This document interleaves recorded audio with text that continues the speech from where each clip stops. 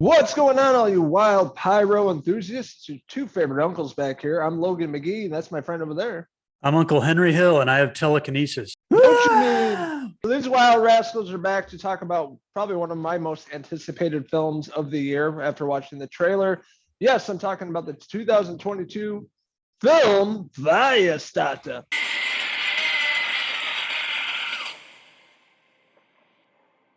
The Twisted Firestarter. Growing up on the original film from 1984, based off the Stephen King novel, and also a very fantastic book if you guys haven't read it, Firestarter. This is basically a remake of the 1984 film, starring Drew Barrymore as a young Charlie McGee. And the way they kind of twisted the new movie around is it's all basically in order, where the original film was a lot of flashbacks. The beginning of the film is Charlie and her dad on the run and having flashbacks as to how this all started, running from this organization, going after Charlie and her powers being pyrokinesis, being able to start fires with her mind and throw fireballs. This time around, we got Daddy Zac Efron playing the dad of young Charlie. And Charlie's a bit older in this film as well, but we get a basic intro of the film is actually pretty cool. You can see young Zac Efron playing Andy and his wife, Vicky, played by Sydney Lemon.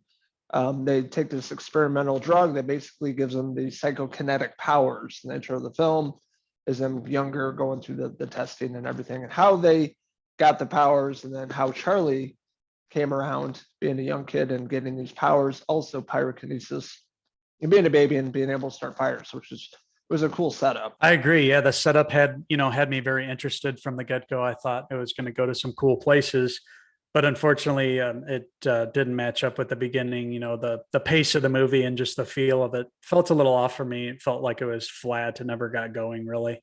But like you mentioned, Zac Efron as the father, he kind of felt out of place here too. I mean, I've grown to admire some of his work lately, coming up from High School Musical. Didn't really take him seriously, but I've seen him in a few films that I thought he did a pretty good job. And this is quite the same, but this role for him, I didn't quite really, his portrayal as the father here of Charlie didn't really flow with me.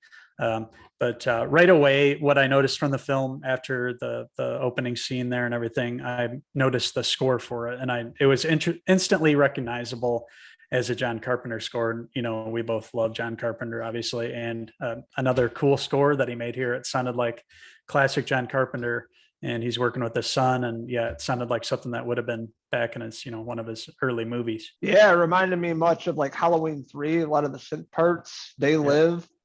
It obviously screamed John Carpenter. We knew he was going to be doing the score with his son Cody in this film, and it's one of the best parts of the movie. Absolutely, it's his own character building this atmosphere, but it just kind of fell flat, I think, in terms of the writing, and it felt like there was a lot of scenes cut out of this movie. I don't know, it just was really choppy to me watching this. But seeing this in the theater was cool just for the score alone with the surround sound and stuff. It really felt like you're in the movie, even though there's not much to these characters. You saw it in theaters. I streamed it on Peacock. I think we both were watching it around the same time last night at one point. I finished the rest of it today.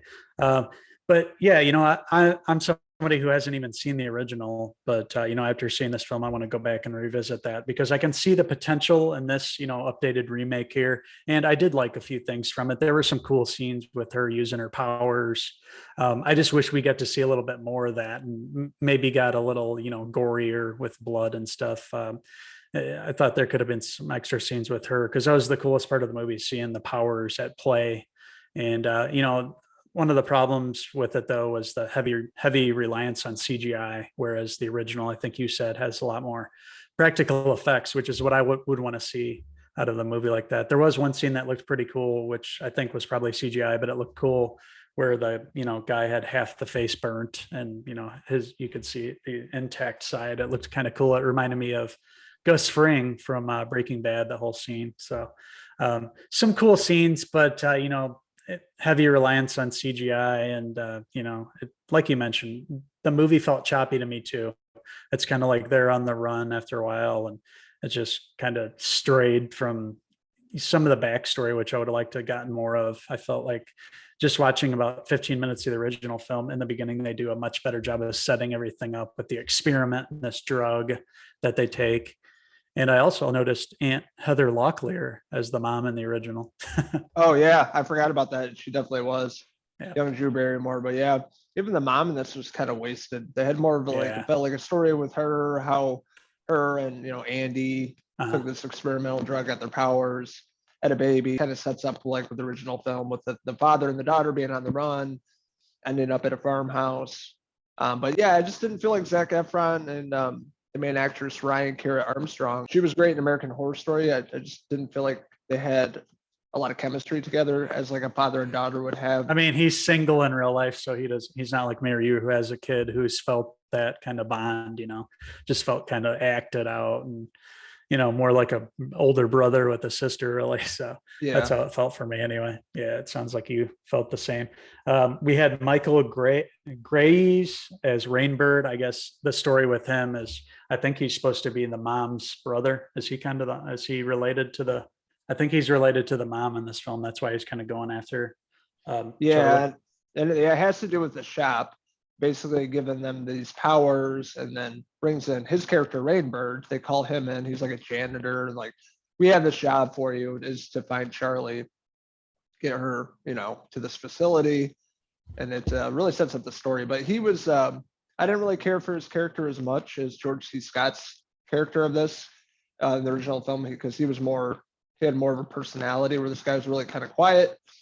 And his whole overview kind of changes in the movie too, which didn't make sense in the beginning. He's like, I'm going after, kill him, and it changes towards the end, and then it was silly with him. This movie really didn't receive a lot of press, I noticed either. Like, nobody kind of knew that it was at the theater, you said last night. And like, I get the sense just talking around that nobody even knew this was coming out. So for me, I have a feeling this movie's going to flop this weekend, which is a bummer because it had some talented people behind it. The writing team, Scott Teams, who has written a couple of good films in the past and worked with Blumhouse. So I had high hopes for it, just ultimately kind of failed, really. I mean, I don't know what they had to cut out, but yeah, like you mentioned, there was parts missing and it felt really short and kind of, I never felt any, of the angst that Charlie and, Andy should have been feeling as these, they have these powers and somebody's coming after them. And I never got, I never felt anything for it, kind of disconnected from everything, really. And it felt at sometimes like it was filmed like a